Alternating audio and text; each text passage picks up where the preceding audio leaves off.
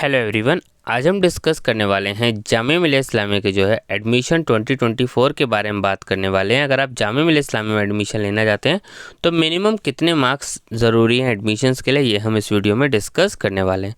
तो point number 3 और point number 4 आपको अच्छे से पता होना चाहिए। पहली चीज़ तो ये आपको पता होना चाहिए कि नेगेटिव मार्किंग है।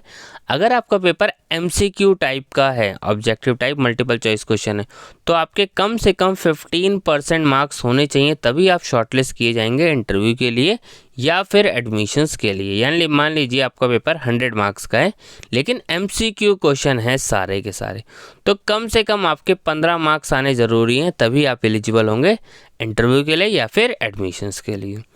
अभी आगे और चीज़ समझाता हूँ मैं। और अगर कैंडिडेट यहाँ पे देखिए obtaining less than 30% marks in the descriptive part of the entrance test, तो वो बच्चे भी शॉर्टलिस्ट नहीं होंगे इंटरव्यू और एडमिशन्स के लिए। अब ये किसके लिए लगेगा?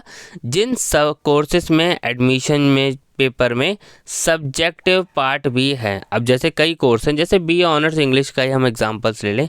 BA ऑनर्स इंग्लिश में आप देखेंगे वहाँ पर आपको चीज़ें देखने को मिलेंगी क्या कि एक तो 40 मार्क्स के आपके MCQ क्वेश्चन है, सेकंड 60 मार्क्स का सब्जेक्टिव पार्ट है।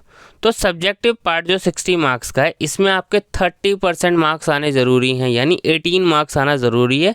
अगर 18 से कम आता है तो आप जो है एलिजिबल नहीं होंगे एडमिशन्स के लिए। तो आपको इस सिचुएशन में दोनों पार्ट की तैयारी करना ज़रूरी है, MCQ भी और सब्जेक्टिव पार्ट भी। ठीक है, तो ये चीज़ आपको क्लियर होगी कि आपको कितने मार्क्स लाने ज़रूरी हैं।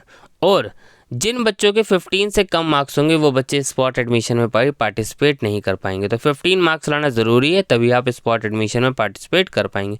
सिर्फ उन्हीं बच्चों के फॉर्म्स में स्पॉट एडमिशन का ऑप्शन आएगा लॉगिन पोर्टल पर जिन बच्चों के मार्क्स 15% से ज़्यादा होंगे और डिस्क्रिप्टिव पार्ट में 30% से। ठीक है, बाकी और कुछ आपको डाउट हो आप कमेंट करके पूछ सकते हैं। Thank you.